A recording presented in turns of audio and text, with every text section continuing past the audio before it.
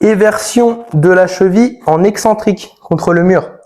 Donc, je contracte ma cheville vers l'extérieur. Boum.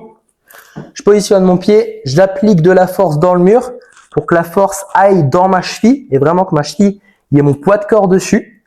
Et ensuite, je vais venir retenir tout doucement l'excentrique. Donc, tout doucement l'étirement sur l'extérieur de ma cheville.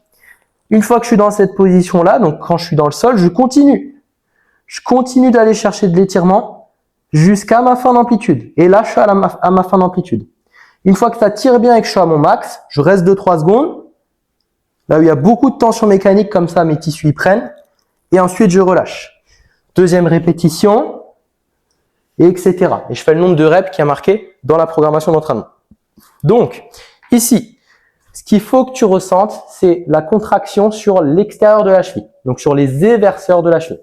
Il faut vraiment que ça tire au niveau de la malléole externe. Il faut que tu le sentes ici, sur les tissus ici.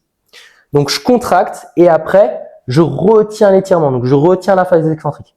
Donc, à la fois, c'est contracté et à la fois, ça s'étire. Donc, il y a énormément de tension mécanique. Il faut vraiment que tu le sentes bien sur l'extérieur de la cheville. Sans que ça fasse mal non plus. C'est pas le but. Il faut pas se blesser.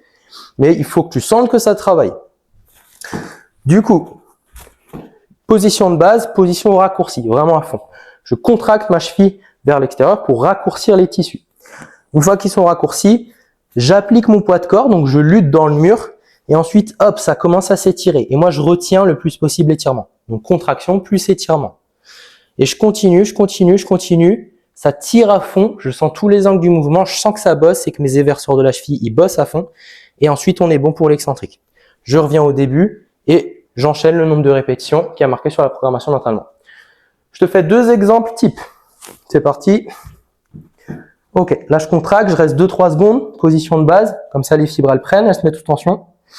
J'inspire par le nez, j'expire par la bouche, je mets de l'intensité, je commence l'excentrique. Beaucoup de lenteur. Je vais bien chercher ma fin d'amplitude.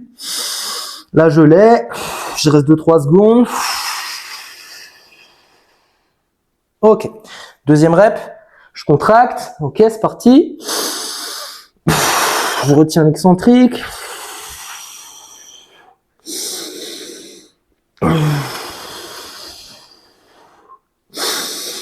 Fin d'amplitude. Ok. Et tu as compris le truc, tu fais le nombre de reps qui a marqué sur la prog.